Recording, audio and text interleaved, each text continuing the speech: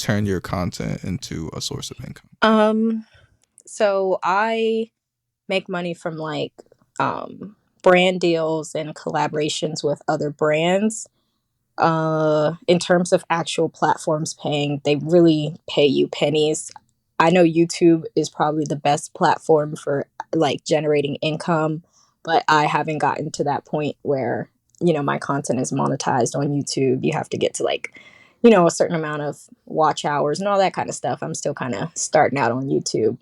Um, but in terms of like Instagram and TikTok, they very much pay you pennies and dollars. So the platforms themselves aren't really, generating any income. It's mostly collaborating with brands.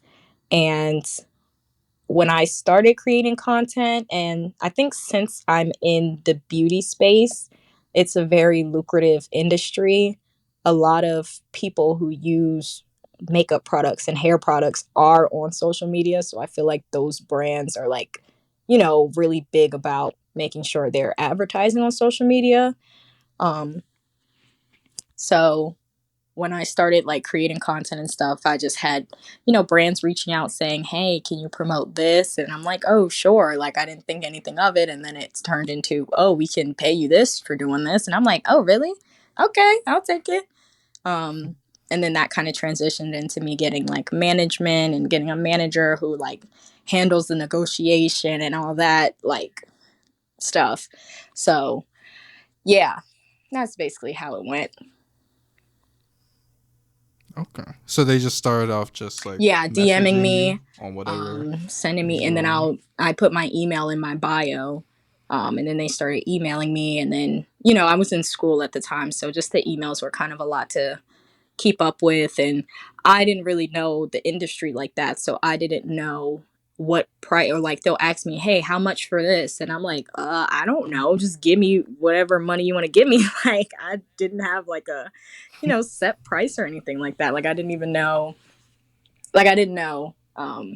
how much I should be charging or any of that stuff. So, um, yeah, that's when getting a manager really helped because she was able to advocate, no, that's her price is this and stuff like that. So,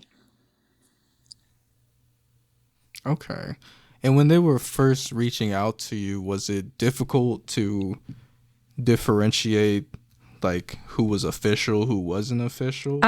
not really because you can kind of click on a page and tell like who's legit or not. You if you see people interacting with they don't have to have the most like followers because a lot of times when I was starting out, I was working with like, smaller businesses and like, you know, smaller hair brands and stuff like that. But I think based off like the professionalism of your page, doing your own research, trying out their products and seeing how they work, like you can tell what's legit and what's not. Okay. And every time if I like go on Amazon or something, or I'm just like on a website and I get like a paid ad on the side, if I see your picture on that ad, were you a part of that process? Like, did they like talk to you first before putting your picture on that ad? If I see No, that every time, definitely. because sometimes I see them and I wonder, like, did they just take her Yeah, picture they and put it very on? much did. Especially like Amazon and like the wig companies and stuff like that. Like what I realized because I didn't realize they were doing it until like people started sending it to me like, "Oh, hey, by the way, like they have you modeling on Amazon and stuff." And I'm like, "I didn't model for Amazon. What are you talking about?" So I like went and I saw it, and one day I was someone was scrolling and like the same ads that pop up on Amazon it was like an Instagram ad. So they DM'd it to me and was like, "Do you know about this?" And I was like, "I really do not." So I DM'd the page and I was like, "Hey, like, this is me in this picture. You're not authorized to use it. Do you mind please taking it down? This is false advertisement." Especially since my hair is not a wig. So, yeah, I really don't want people thinking that. So, they ended up, apologizing and messaging me back and saying, we get all of we're, we're just basically the wholesale seller, I guess, or like the company selling it, but they get their advertising and marketing package from a bigger company. And my picture is one of the ones that they send out to like these smaller companies who get the wigs from these big wholesale companies, I guess. So I don't know how my picture got sent up to like the higher ups, the people who hand make the wigs, I guess, or whatever. But yeah, I noticed that a lot of the smaller brands who are like selling it, like selling the wigs and using my picture, don't even know that I'm like, the wrong person that they should be using for the picture because they get it from someone else. Okay. I was just wondering, 'cause I've seen it sometimes. I'm like, Yeah, no. did she sign off I on that? Or definitely did like, not.